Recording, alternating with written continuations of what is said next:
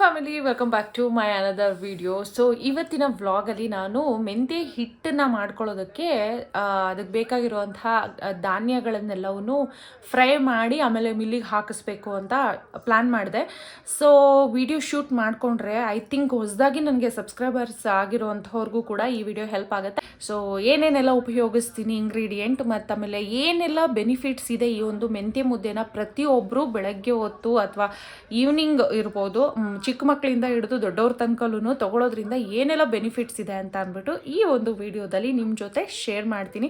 I hope ಇವತ್ತಿನ video ಖಂಡಿತ ನಿಮ್ಮೆಲ್ಲರಿಗೂ ಕೂಡ ಇಷ್ಟ ಆಗುತ್ತೆ, ಹೆಲ್ಪ್ ಆಗುತ್ತೆ ಅಂತ ಅಂದ್ಕೊಂಡಿದ್ದೀನಿ. ಈ ವಿಡಿಯೋನ ಆದಷ್ಟು ನಿಮ್ಮ ಫ್ಯಾಮಿಲಿ ಫ್ರೆಂಡ್ಸ್ ಎಲ್ರಿಗೂ ಕೂಡ ಶೇರ್ ಮಾಡಿ, ಎಲ್ಲೂ ಸ್ಕಿಪ್ ಮಾಡೋದಕ್ಕೆ ಹೋಗಬೇಡಿ.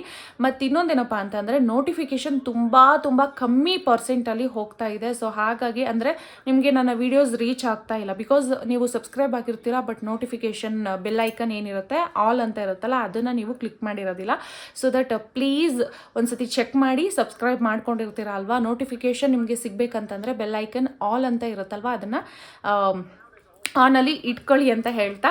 ಸೊ ಮತ್ತು ಯಾಕೆ ಲೇಟ್ ಮಾಡೋದು, ಬನ್ನಿ. ಈಗ ಆಲ್ರೆಡಿ ಸಂಜೆ 5-5:30 ಆಗ್ತಾಯಿದೆ. ಆ್ಯಂಡ್ ಎಲ್ಲ ಕಾಳುಗಳನ್ನು ಹುರಿಯೋ ಅಷ್ಟೊತ್ತಿಗೆ ತುಂಬಾ ಟೈಮ್ ಆಗುತ್ತೆ. ಆದರೆ ಇವತ್ತೇ ಮಿಲ್ಲಿಗೆ ಹಾಕಿಸ್ಬೇಕು. ಸೊ ನೋಡೋಣ ಹೇಗಾಗುತ್ತೆ ಆ್ಯಂಡ್ ಏನೆಲ್ಲ ಉಪಯೋಗಿಸ್ತೀನಿ ತೋರಿಸ್ತೀನಿ, ಬನ್ನಿ. ಮೆಂತ್ಯ ಇಲ್ಲಿ 2 kg ತೊಗೊಂಡಿದ್ದೀನಿ. ಹಾಗೆ ಜವೆ ಗೋಧಿ ಅಂತ, ನಾರ್ಮಲ್ ಗೋಧಿ ಅಲ್ಲ ಇದು, ಜವೆ ಗೋಧಿ ಅಂತ. ಇದ್ರ ಬೆನಿಫಿಟ್ಸು ಕೂಡ ನಾನು ಮತ್ತೆ ಹೇಳ್ತೀನಿ ಏನಕ್ಕೆ ಇದನ್ನು ನಾನು ತೊಗೊಂಡಿದ್ದೀನಿ ಪರ್ಟಿಕ್ಯುಲರ್ ಆಗಿ ಅಂತ. ಆ್ಯಂಡ್ ನೀವು ಅಷ್ಟೇ ಆದಷ್ಟು ಈ ಥರ ಜವೆ ಗೋಧಿನೇ ತೊಗೊಳ್ಳಿ. 2 kg ತೊಗೊಂಡಿದ್ದೀನಿ. ಹಾಗೆ ದೋಸೆ ಅಕ್ಕಿ ಇದು ಕೂಡ 2 kg ತೊಗೊಂಡಿದ್ದೀನಿ. ಅಂದರೆ ಮೆಂತ್ಯ 2 kg ತೊಗೊಂಡ್ರೆ ಅದಕ್ಕೆ ಈಕ್ವಲ್ ಆಗಿ ಜವೆ ಗೋಧಿ ಅಕ್ಕಿ 2 kg ತೊಗೊಂಡ್ರೆ ಸಾಕಾಗುತ್ತೆ. ಈಗ ಮೊದಲು ಮೆಂತ್ಯನ ನೀವು ಚಿಕ್ಕ ಪಾತ್ರೆ ಏನಾದರೂ ಇತ್ತು ಅಂತಂದರೆ ಸ್ವಲ್ಪನೇ ಒಂದು ಅರ್ಧ kg ಹಾಕ್ಕೊಂಡು ಹುರ್ಕೋಬೇಕಾಗತ್ತೆ.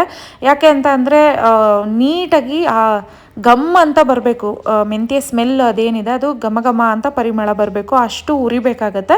ಸೊ ಜಾಸ್ತಿ ಹಾಕಿದಾಗ ನೀಟಾಗಿ ಮೆಂತ್ಯ ಹುರಿಯೋದಕ್ಕೆ ಆಗೋದಿಲ್ಲ. ಹಾಗಾಗಿ ನಾನು ಸ್ವಲ್ಪನೇ ಮೆಂತ್ಯನ ಹಾಕ್ಕೊಂಡು ಹುರಿತಾ ಇದ್ದೀನಿ. ನಿಮ್ಮ ಮನೇಲಿ ದೊಡ್ಡ ಬಾಣಲಿ ಇತ್ತು ಅಂತ ಅಂದರೆ ಒಂದೇ ಸತಿ ಜಾಸ್ತಿ ಹಾಕ್ಕೊಂಡು ಕೂಡ ಹುರಿಬೋದು. ಇದು ಲೋ ಫ್ಲೇಮಲ್ಲಿ ಹುರಿಯೋದ್ರಿಂದ ತುಂಬಾ ಟೈಮ್ ತಗೊಳುತ್ತೆ. ಅಂದರೆ ನಾನು ಒಂದು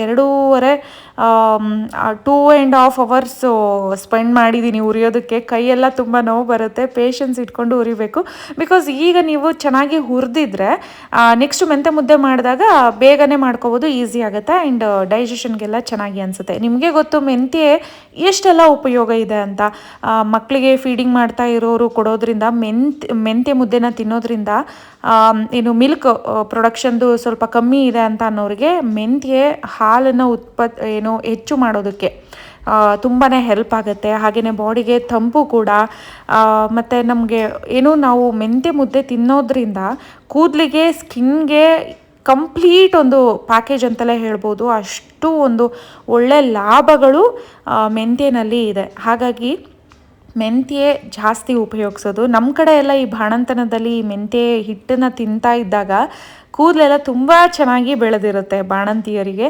ಮತ್ತು ಹಾಲು ಅಷ್ಟೇ ತುಂಬ ಚೆನ್ನಾಗಿ ಮಕ್ಕಳಿಗೆ ಸಾಕಾಗುವಷ್ಟು ಒಂದು ಸಫಿಷಿಯೆಂಟ್ ಅನ್ನೋಷ್ಟು ಸಿಗುತ್ತೆ.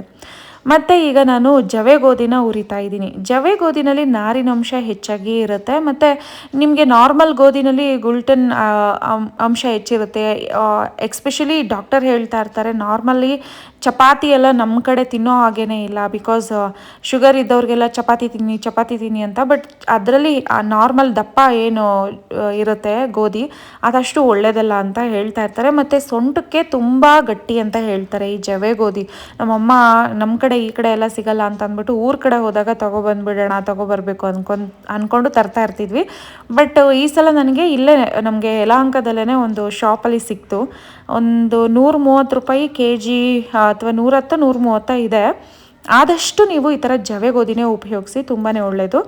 ಸೊ ಜವೆ ಗೋಧಿ ಹುರಿದಿದ್ದಾಯಿತು. ಅದಾದಮೇಲೆ ಈಗ ಅಕ್ಕಿನ ಹುರಿತಾ ಇದ್ದೀನಿ. 5-5:30 ಫ್ರೈ ಮಾಡೋದಕ್ಕೆ ಸ್ಟಾರ್ಟ್ ಮಾಡಿದೆ. 7:30-8 ಗಂಟೆನೇ ಆಯಿತು. ಸೊ ನಿಧಾನಕ್ಕೆ ಹುರಿಬೇಕಲ್ಲ, ಟೈಮ್ ತಗೊಳುತ್ತೆ.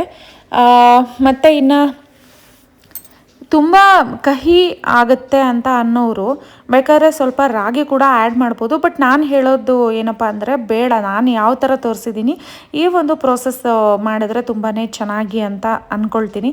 ಇನ್ಫ್ಯಾಕ್ಟ್ ಶುಗರ್ ಇದ್ದವರು ಕೂಡ ಆರಾಮಾಗಿ ತೊಗೋಬೋದು. ಏಕೆಂದರೆ ಇದಕ್ಕೆ ನಾವು ಮೆಂತ್ಯ ಮುದ್ದೆ ಮಾಡುವಾಗ ಬೆಲ್ಲ ಹಾಕ್ತೀವಿ.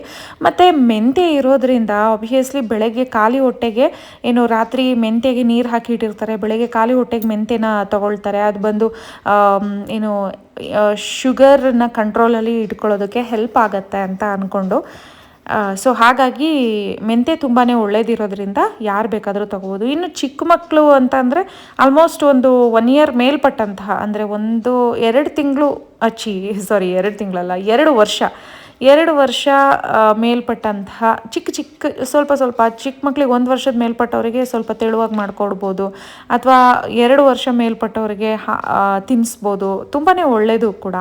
ಆ್ಯಂಡ್ ಇದಕ್ಕೆ ನಾನು ಇನ್ನೂ ಒಂದಷ್ಟು ಕಾಳುಗಳನ್ನು ಎಲ್ಲ ಹಾಕ್ತೀನಿ, ಡ್ರೈ ಫ್ರೂಟ್ಸ್ ಎಲ್ಲ. ಸ್ಟೀಲ್ ಪಾತ್ರೆನಲ್ಲಿ ಏನಂತಂದರೆ ತುಂಬ ಬೇಗನೆ ತಳ ಹಿಡ್ಕೊಂಬಿಡೋದು ಅದೆಲ್ಲ ಚಾನ್ಸಸ್ ಇರುತ್ತೆ, ಸ್ವಲ್ಪ ನೋಡ್ಕೋಬೇಕು. ಈಗ ನಾನು ಗ್ಯಾಸ್ ಫ್ಲೇಮ್ನ ಫುಲ್ ಕಮ್ಮಿ ಮಾಡಿದ್ದೀನಿ. ಸೊ ಈಗ ವಾಲ್ನಟ್ ಏನಿರುತ್ತೆ, ವಾಲ್ನಟ್ ಒಂದು ಸ್ವಲ್ಪ ಹಾಕ್ಕೊಳ್ತಾ ಇದ್ದೀನಿ, ಹಾಗೆಯೇ ಬಾದಾಮಿನ ಹಾಕ್ಕೊಳ್ತಾ ಇದ್ದೀನಿ. ಸೊ ನಿಮಗೆಲ್ಲ ಗೊತ್ತಿರೋ ಹಾಗೆ ವಾಲ್ನಟ್ ನಮ್ಮ ಬ್ರೈನ್ಗೆ ಇರ್ಬೋದು, ಮಕ್ಕಳ ಬುದ್ಧಿ ಡೆವಲಪ್ಮೆಂಟ್ಗೆ ಇರ್ಬೋದು ಎಲ್ಲ, ಮತ್ತು ಈ ಬಾದಾಮಿನೂ ಅಷ್ಟೇ ಬ್ರೈನ್ ಡೆವಲಪ್ಮೆಂಟ್ಗೆ ತುಂಬಾ ಒಳ್ಳೆಯದು. ಮತ್ತು ಆಮೇಲೆ ಈ ಐರನ್ ಮತ್ತು ಕ್ಯಾಲ್ಶಿಯಮ್, ಈ ಕಬ್ಬಿಣ ಅಂಶ ಇರ್ಬೋದು, ಇದೆಲ್ಲವೂ ಕೂಡ ನಮಗೆ ಈ ಒಂದು ಡ್ರೈ ಫ್ರೂಟ್ಸ್ಗಳಲ್ಲಿ ಸಿಗೋದ್ರಿಂದ ತುಂಬ ಅಂತಂದರೆ ತುಂಬ ಒಳ್ಳೆಯದು. ಪ್ರತಿದಿನ ನಾವು ಕೆಲವು ಮಕ್ಕಳು ಡೈಲಿ ಹಾಲು ಕುಡಿಯೋದಿಲ್ಲ. ಸೊ ಒಂದೊಂದು ಫುಡ್ಡು, ಈಗ ಸೊಪ್ಪು ಸರಿಯಾಗಿ ತಿನ್ನಲ್ಲ, ಐರನ್ ಕಂಟೆಂಟ್ ಇರ್ಬೋದು, ವಿಟಮಿನ್ಸ್ ಇರ್ಬೋದು, ಮಿನರಲ್ಸ್ ಇರ್ಬೋದು, ಅದೆಲ್ಲವೂ ನಾವು ಒಟ್ಟು ಪ್ರತಿದಿನ ಅವ್ರ ಬಾಡಿಗೆ ಸೇರಿಸೋದಕ್ಕೆ ಯಾವ ಥರ ಕೊಡ್ಬೋದಪ್ಪ ಅಂದರೆ ಈ ಒಂದು ರೀತಿನಲ್ಲಿ ಕೊಡ್ಬೋದು. ಕಡಲೆಬೀಜನೂ ಅಷ್ಟೇ, ಇದರಲ್ಲಿ ಹೆಚ್ಚು ಪ್ರೋಟೀನ್ ಇರುತ್ತೆ. ಹಾಗಾಗಿ ನಾನು ಸಿಪ್ಪೆನ ತೆಗೆದು ಹಾಕೋದಿಲ್ಲ, ಸಿಪ್ಪೆ ಸಮೇತನೇ ನಾನು ಹಾಕ್ತೀನಿ ಹುರಿದ್ಬಿಟ್ಟು. ಹೆಚ್ಚಾಗಿ ಪ್ರೋಟೀನ್ ಇರುತ್ತೆ, ಆಯಿಲ್ ಕಂಟೆಂಟ್ ಇರುತ್ತೆ. ಸೊ ಇದೆಲ್ಲವೂ ಏನಾಗುತ್ತೆ ಅಂತಂದರೆ ವೆಜಿಟೇರಿಯನ್ಸ್ಗೆ ನಮಗೆ ಪ್ರೋಟೀನ್ಸು, ವಿಟಮಿನ್ಸು, ಮಿನರಲ್ಸು ಪ್ರತಿದಿನ ನಮ್ಮ ಬಾಡಿಗೆ ಬೇಕಾಗ್ತಾ ಇರುತ್ತೆ. ನಮ್ಗಳಿಗೆ ಏಜ್ ಆಗ್ತಾ ಇರುತ್ತೆ, ಮಕ್ಕಳುಗಳು ಬೆಳೀತಾ ಇರ್ತಾರೆ. ಸೊ ಅವ್ರ ಬಾಡಿಗೆ ಕಂಪ್ಲೀಟಾಗಿ ನ್ಯೂಟ್ರಿಷಿಯನ್ಸು ಮಕ್ಕಳಿಗಿರ್ಬೋದು ನಮ್ಗಳಿಗಿರ್ಬೋದು ಬೇಕಾಗುತ್ತೆ.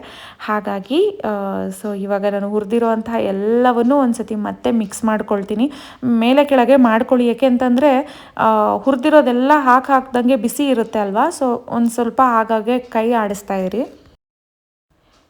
ನಾನಿವಾಗ ಹೆಸರು ಕಾಳು ಕೂಡ ತೊಗೊಳ್ತಾ ಇದ್ದೀನಿ. ಇದರಲ್ಲಿ ನಿಮಗೆ ಆಪ್ಷನ್ಸ್ ತುಂಬಾ ಆ್ಯಡ್ ಮಾಡ್ಬೋದು. ನಿಮ್ಗೆ ಏನೇನು ಬೇಕು ಎಲ್ಲ ಒಂದು 50 ಗ್ರಾಮು, ಒಂದು 100 ಗ್ರಾಮು ಈ ಥರ ನೋಡಿಕೊಂಡು ಆ್ಯಡ್ ಮಾಡ್ಬೋದು. ಸೊ ಏನಪ್ಪ ಅಂತಂದರೆ ಹೆಸರು ಕಾಳು ನಾವು ಪ್ರತಿದಿನ ಮೊಳಕೆ ಕಟ್ಟಿ, ಅದು ನೆನೆಸಿ ಮೊಳಕೆ ಕಟ್ಟಿ ತೊಗೊಳ್ತೀವೋ ಬಿಡ್ತೀವೋ, ಸೊ ಒಂದು ದಿನ ತಿಂದರೆ ಮತ್ತೊಂದು ದಿನ 3 ದಿನ ಮರ್ತೋಗ್ಬಿಟ್ಟಿರುತ್ತೆ. ಆದರೆ ಈ ಒಂದು ಮೆಂತ್ಯ ಹಿಟ್ಟಿನೊಳಗಡೆ ಈ ಹೆಸರು ಕಾಳನ್ನು ಕೂಡ ಹಿಟ್ಟನ್ನು ಕೂಡ ಸೇರಿಕೊಳ್ತು ಅಂತ ಅಂದರೆ ಇದರಲ್ಲಿ ಇರುವಂತಹ ಪ್ರೋಟೀನ್ಸು, ವಿಟಮಿನ್ಸ್ ಎಲ್ಲವೂ ಕೂಡ ನಮ್ಮ ಬಾಡಿಗೆ ರೀಚ್ ಆಗುತ್ತೆ. ಆ್ಯಂಡ್ ಸಣ್ಣ ವಯಸ್ಸಿಗೆ ಪ್ರೀಮೆಚೂರ್ ಗ್ರೇ ಹೇರ್ ಅಂದರೆ ಕೂದಲು ಬಿಳಿ ಆಗೋದಿರ್ಬೋದು, ಈ ಥರ ಎಲ್ಲ ಪ್ರಾಬ್ಲಮ್ಗಳು ಅವಾಯ್ಡ್ ಆಗೋದಕ್ಕೆ ಈ ಒಂದು ಹೆಸರು ಕಾಳು ತುಂಬಾ ಅನುಕೂಲ ಇರುತ್ತೆ. ಮತ್ತು ಈಗ ನಾನು ಗ್ಯಾಸನ್ನು ಆಫ್ ಮಾಡಿ ಉದ್ದಿನ ಬೇಳೆ ತೊಗೊಳ್ತಾ ಇದ್ದೀನಿ. ಉದ್ದಿನ ಬೇಳೆನೂ ಕೂಡ ತಂಪು, ನಿಮಗೆಲ್ಲ ಗೊತ್ತಿರೋ ಹಾಗೆ. ಇಲ್ಲಿ ನಾನು ಮೊದಲೇ ಹೇಳಿದಾಗೆ ನೀವು ಇದ್ರಗಳ ಜೊತೆಗೆ ಇನ್ನೂ ಬೇಕಾದರೆ ನೀವು ರಾಜ್ಮಾ ಬರುತ್ತೆ ಅಲ್ವಾ, ಅದಿರ್ಬೋದು, ಕಾಳುಗಳಿರ್ಬೋದು, ಅಥವಾ ಸ್ವಲ್ಪ ಒಂದು 50 ಗ್ರಾಮ್ ಅಥವಾ 100 ಗ್ರಾಮ್ ಅಷ್ಟು ಸಿರಿಧಾನ್ಯಗಳಿರ್ಬೋದು, ಇವೂ ಕೂಡ ಹಾಕ್ಕೊಳ್ಬೋದು. ಅಂದರೆ ಒಂದೇ ಒಂದು ನಮಗೆ ಒಂದು ಆ್ಯಪಲ್ ಗಾತ್ರದಷ್ಟು ಮೆಂತ್ಯ ಮುದ್ದೆನ ನಾವು ಮಾಡ್ಕೊಂಡು ತಿಂದ್ವಿ ಅಂತಂದರೆ ಪ್ರತಿದಿನ ನಮ್ಮ ಬಾಡಿಗೆ ಕಂಪ್ಲೀಟಾಗಿ ಎಷ್ಟು ಪ್ರೋಟೀನ್ಸು, ವಿಟಮಿನ್ಸು, ಮಿನರಲ್ಸು ಇವೆಲ್ಲ ಬೇಕು ಎಲ್ಲವೂ ಸಿಗ್ತಾ ಹೋಗುತ್ತೆ. ನಿಮಗೆ ಗೊತ್ತಾಗ್ತಾ ಹೋಗುತ್ತೆ ನಿಮ್ಮ ಬಾಡಿನಲ್ಲಿ ಅಥವಾ ನಿಮ್ಮ ಸ್ಕಿನ್ನಲ್ಲಿ, ನಿಮ್ಮ ಕೂದಲಲ್ಲಿ ಆಗುವಂತಹ ಬದಲಾವಣೆಗಳು ಏನು ಅಂತ ಅಂದ್ಬಿಟ್ಟು. ಚೆನ್ನಾಗಿ ತೊಗೋಬೇಕು. ಆ್ಯಕ್ಚುಲಿ ನನ್ನ ಮಗಳು ಇದನ್ನು ತಿನ್ನೋದಕ್ಕೂ ಕಷ್ಟಪಡ್ತಾಳೆ. ಇನ್ಫ್ಯಾಕ್ಟ್ ಬೆಲ್ಲ ಹಾಕಿ ಮಾಡಿ ಅಷ್ಟು ರುಚಿಯಾಗಿ ಮಾಡಿಕೊಟ್ಟು ಇಷ್ಟೊಂದು ಶಕ್ತಿ ಇರುವಂತಹ ಮೆಂತ್ಯ ಹಿಟ್ಟನ್ನು ತಿನ್ನಬೇಕು ಅಂತ ಅಂದರೆ ಎಷ್ಟೋ ಮಕ್ಕಳಿಗೆ ಖಂಡಿತ ಒಂದು ಒಳ್ಳೆ ನ್ಯೂಟ್ರಿಷಿಯನು, ಪ್ರೋಟೀನ್ಸ್ ಇವೆಲ್ಲ ಸಿಗ್ತಾ ಇರಲ್ಲ. ಪಾಪ ಅವ್ರಿಗೆ ಅದನ್ನು ತೊಗೊಬಂದು ಮಾಡಿಕೊಂಡು ತಿನ್ನೋ ಅಷ್ಟು ಶಕ್ತಿ ಇರಲ್ಲ. ಆದರೆ ನಮ್ಮ ಮನೆಗಳಲ್ಲಿ ನೋಡಿ, ನಮ್ಮ ಮಕ್ಳಿಗೆ ಮಾಡಿಕೊಡ್ತೀವಿ ಅಂತ ಅಂದ್ರೂ ತಿನ್ನೋದಕ್ಕೆ ಎಷ್ಟೆಲ್ಲ ಟಾರ್ಚರ್ ಕೊಡ್ತಾರೆ. ನಿಮ್ಮ ಮನೆಯಲ್ಲೂ ಇದೇ ಥರ ಮಾಡ್ತಾರಾ ನಿಮ್ಮ ಮಕ್ಕಳು ಅಂತ ಅಂದ್ಬಿಟ್ಟು ನನಗೆ ಕಮೆಂಟ್ ಮಾಡಿ ಆಯಿತಾ. ಈಗ ನಾನು ಎಲ್ಲ ಒಂದು ಸತಿ ಮಿಕ್ಸ್ ಮಾಡ್ತಾಯಿದ್ದೀನಿ. ನೀವು ಮಿಲ್ಲಿಗೆ ಕೊಡೋದಕ್ಕಿಂತ ಫಸ್ಟು ಈ ಥರ ನೀಟಾಗಿ ಮಿಕ್ಸ್ ಮಾಡಿ. ಏನಕ್ಕೆ ಮಿಕ್ಸ್ ಮಾಡೋದಪ್ಪ ಅಂತ ಅಂದರೆ, ಸೊ ಅದು ಮಿಲ್ಲಿಗೆ ಹಾಕಿದಾಗ ಕರೆಕ್ಟಾಗಿ ಹದವಾಗಿ ಹೊಂದ್ಕೊಂಡು ಏನು ಪೌಡರ್ ಆಗಿರುತ್ತೆ. ಹಾಗಾಗಿ ಇವಾಗ 7:15 5 ಕಾಲಲ್ಲಿ ನಾನು ಹುರಿಯೋದಕ್ಕೆ ಸ್ಟಾರ್ಟ್ ಮಾಡಿದ್ದೀನಿ ಇದು ಕಾಳುಗಳನ್ನು. ಆಲ್ಮೋಸ್ಟ್ ಎರಡೂವರೆ ತಾಸು ತನಕ ಆಯಿತು.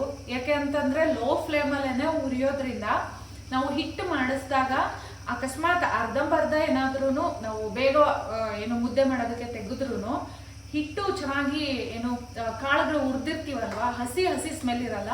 ಮತ್ತು ಆಮೇಲೆ ಮೆಂತ್ಯ ಅಥವಾ ನಾವು ಹಾಕಿರೋ ಎಲ್ಲ ಕಾಳುಗಳು ಎಷ್ಟು ಚೆನ್ನಾಗಿ ಪರ್ಫೆಕ್ಟಾಗಿ ನಾವು ಹುರಿದಿರ್ತೀವಿ, ಫ್ರೈ ಮಾಡಿರ್ತೀವಿ, ಅಷ್ಟು ಚೆನ್ನಾಗಿ ಹಿಟ್ಟು ಸ್ಮೆಲ್ ಬರುತ್ತೆ. ಮತ್ತು ಆಮೇಲೆ ಅಷ್ಟು ಚೆನ್ನಾಗಿ ಮುದ್ದೆ ಕೂಡ ತಿನ್ನಬೇಕು ಅಂತ ತುಂಬ ಆಸೆ ಅನ್ನಿಸ್ತಾ ಇರುತ್ತೆ. ಇನ್ಫ್ಯಾಕ್ಟ್ ಎಲ್ಲ ಹುರಿದು ಇಟ್ಟಿದ್ದೀನಿ. ಸೊ ಆವಾಗಲೇ ನಾನು ನಂದುಗೆ ಫೋನ್ ಮಾಡಿ ಹೇಳಿದೆ, ಹೋಗ್ಬಿಟ್ಟು ಮಿಲ್ಲಿಗೆ ಹಾಕಿಸ್ಬಿಟ್ಟು ಬರೋಣ ಅಂತ. ಆದರೆ ಅವರು ಫೋನ್ ಎತ್ತಲಿಲ್ವಂತೆ. ಹಾಗಾಗಿ ಇವತ್ತು ಆದಷ್ಟು ಹಿಟ್ಟು ಮಾಡ್ಕೋಬೇಕು ಅಂತ ಅನ್ಕೊಂಡಿದ್ದೀನಿ. ನೋಡೋಣ ಇವತ್ತು ಹಿಟ್ಟು ಹಾಕ್ಸೋದಕ್ಕಾದ್ರೆ ತೋರಿಸ್ತೀನಿ. ಇಲ್ಲ ಅಂತ ಅಂದ್ರೆ ನಾಳೆ ಹಿಟ್ಟು ಅಥವಾ ನೆಕ್ಸ್ಟ್ ವಿಡಿಯೋದಲ್ಲಿ ಹಿಟ್ಟು ಹಾಕ್ಸಿದ್ಮೇಲೆ ಹೇಗಾಯ್ತು ಅಂತ ತೋರಿಸಿ, ಹಾಗೇನೆ ಮುದ್ದೆ ಮಾಡೋದು ಅನ್ನೋದನ್ನು ಕೂಡ ತೋರಿಸ್ಕೊಡ್ತೀನಿ. ಐ ಹೋಪ್ ಇವತ್ತಿನ ವಿಡಿಯೋ ನಿಮ್ಗೆ ಇಷ್ಟ ಆಗಿದೆ ಅನ್ಕೊಂಡಿದ್ದೀನಿ. ಇಷ್ಟ ಆಗಿದ್ರೆ ಲೈಕ್ ಮಾಡಿ, ಶೇರ್ ಮಾಡಿ, ಸಬ್ಸ್ಕ್ರೈಬ್ ಆಗದೆ ನೋಡ್ತಾ ಇದ್ರೆ ಪ್ಲೀಸ್ ಸಬ್ಸ್ಕ್ರೈಬ್ ಮಾಡ್ಕೊಳ್ಳಿ. Thank you for watching. Bye bye. 2 ದಿನಗಳ ನಂತರ ಹಿಟ್ಟು ರೆಡಿಯಾಗಿದೆ. ನಾನಂತೂ ವೆಯ್ಟ್ ಮಾಡ್ತಾ ಇದ್ದೀನಿ. ಮೆಂತೆ ಮುದ್ದೆ ತುಂಬ ದಿನ ಆಗಿದೆ ತಿಂದು. ಸೊ ನೆಕ್ಸ್ಟ್ ವಿಡಿಯೋದಲ್ಲಿ ನಿಮಗೆ ಶೇರ್ ಮಾಡ್ತೀನಿ, ಓಕೆನಾ, ಹೇಗೆ ಮೆಂತೆ ಮುದ್ದೆ ಮಾಡೋದು ಅಂತ. Stay tune.